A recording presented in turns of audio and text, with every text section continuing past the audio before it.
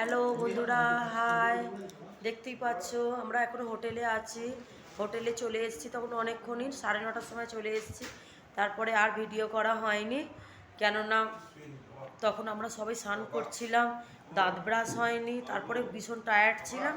বাচ্চাগুলো হই হই হই হই করতে করতে এই খানিক আগে সব শুয়েছে বলে আমরা এই হোটেলে গিয়ে নর্থ ইন্ডিয়ান নর্থ ইন্ডিয়ান ওইটা ছিল, নর্থ ইন্ডিয়ান সাউথ ইন্ডিয়ান সব মিক্সিং ছিল। খাবার নিয়ে এসে খাওয়া হয়েছে। আর টিকিটের এন্ট্রি আছে 8টার সময়, অ্যাপয়েন্টমেন্ট আছে 8টার সময় টাইম, মানে আমরা এখান থেকে 7টার সময় বেরিয়ে যাব। তো আমি বেরিয়েছিলাম এই জামাটা পরে, আর খানিক বাদে আমি একটা কেরালা কটন পরবো। তাহলে ভিডিওটা আর দাঁড়ো দেখিয়ে দিও দেখে। এই দেখো আমার স্বস্তিকা ন্যাড়া হয়ে গেছে, সেইখানে সে একজন ঘুমাচ্ছে। আচ্ছা, সেখানে জামাইবাবু শুয়ে আছে। এখানে হচ্ছে আমার দিদির ছেলে, এই ঘুম থেকে উঠে এই রাইস খেলো, মিক্সড রাইস।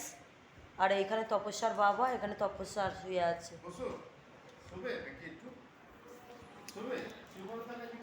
আর এখানে আমি এই জামাটা পরেছিলাম।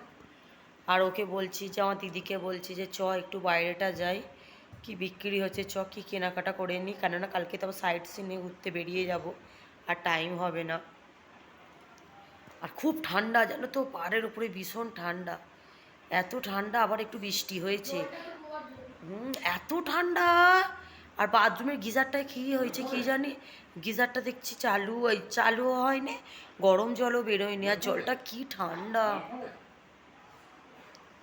এত ঠান্ডা কি বলবো। তুই কিছু বলবি না?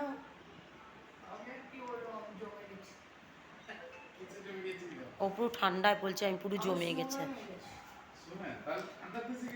তাহলে ভিডিওটা এইটুকুই রইলো। আবার তিরুপতি মন্দিরে তো জানো প্রবেশ নেই, বাইরেটা যদি পারি তো আমি একটু ভিডিও করবো।